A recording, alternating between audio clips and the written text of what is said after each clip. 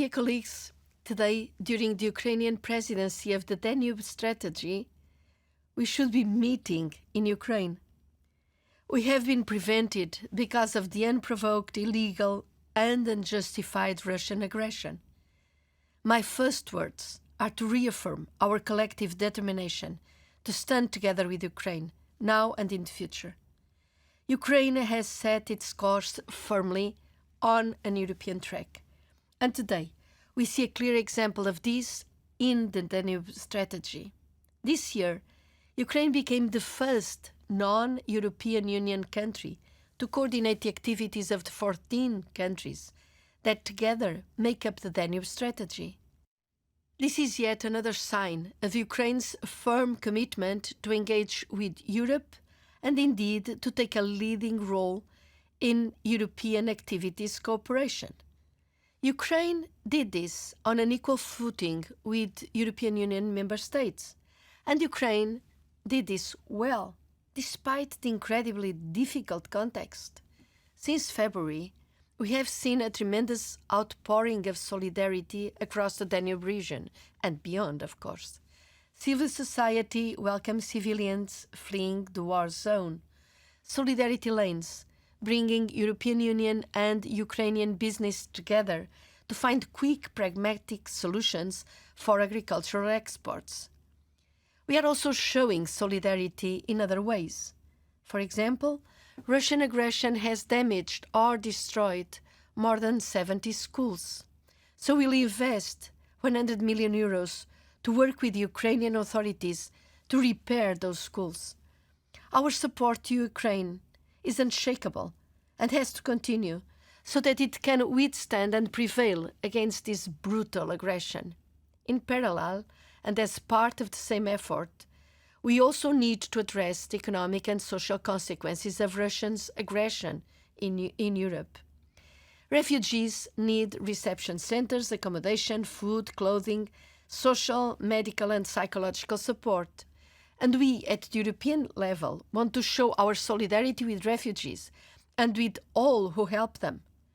So in 3 successive legislative packages under the new initiative, we called it CARE, which stands for Cohesion's Action for Refugees in Europe, we have already mobilized 10 billion euros to support those who welcome refugees. We are now also considering measures under cohesion programs 2014-2020 that last until 2023 to support small and medium enterprises and vulnerable households to face the hike in energy prices. While cohesion will continue to finance the energy transition through support to cleaner sources of energy. But today, dear colleagues, the highlight is not the aggression of autocracies, but rather the cooperation of democracies.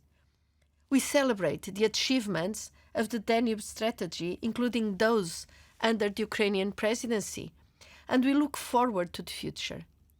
The Danube Strategy has helped improve the navigability of the Danube River and to cut red tape for shipping.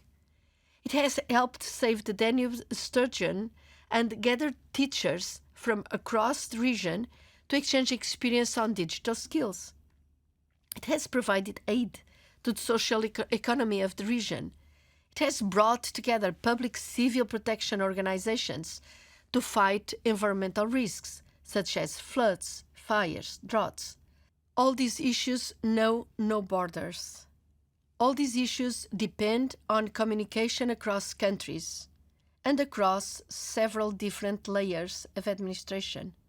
So all these issues would have been difficult to address in any meaningful way without macro-regional cooperation. Let me address 3 specific issues. First, the twin transition, including energy. This has been Europe's top priority since the adoption of the European Green Deal already in 2019. The COVID crisis accelerated digitalization, and Russian aggression has shown us the need for energy independence based on energy saving and renewables. The Danube region is already suffering the effects of climate change, including floods, droughts, and decreasing biodiversity. Macro-regional strategies can add value in these areas, so we must accelerate cooperation, for example, in terms of energy supply chains and cooperation on renewable energy. My second point is embedding the transposition of the Danube Strategy priorities into cohesion policy actions. We have a firm basis for this. The Slovak, Croatian, and Ukrainian presidencies have worked closely with the priority area coordinators, national coordinators, and the Danube Strategy point. The Danube Embedding Week, held just before the summer break, was another success. We have worked hard, ensuring the new programs reflect Danube Strategy's objective. Now we must ensure this translates into concrete actions that we deliver.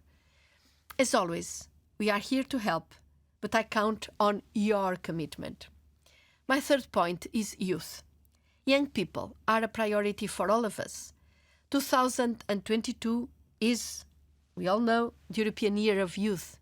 Youth was a key topic at the European Union Macro-Regional Strategies Week in Brussels in March. And you have put youth high on the agenda of the Danube Strategy, for example, through the Danube Youth Council.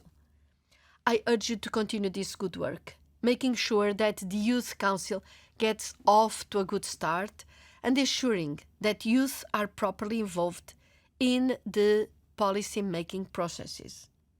Dear colleagues, I want to close with a reminder that one of the most European important things you can do is cooperation. Cooperation is the basis of our European Union. Cooperation is the basis of our macro-regional strategies, and cooperation is the antithesis of conflict. As we look today at the issues confronting the Danube region, from the digital divide to floods and droughts, to the inclusion of young people, and now the wars, refugees and energy price hikes, there is no issue for which the answer is less cooperation. Indeed, in these dark and difficult days, we need to bring together the full mosaic of shareholders, crossing borders and crossing administrative levels. This is the work of the macro-regional strategy, and this is the work which has been so competently led by our most European colleagues in the Ukrainian Presidency. My congratulations. You have done fantastic work under the most difficult conditions. And this is a reminder of the role played by the Danube Strategy in further integrating countries into the European structures. Now that Ukraine and Moldova are official candidates, along with the Western Balkans, I expect the Danube Strategy to help you all pursue this course. You are part of our family and part of our future, of our European Union. In the meantime, I wish you, of course, a very, very successful forum. Slava Ukraini, long live the Danube Strategy. Thank you very much to all of you. Thank you.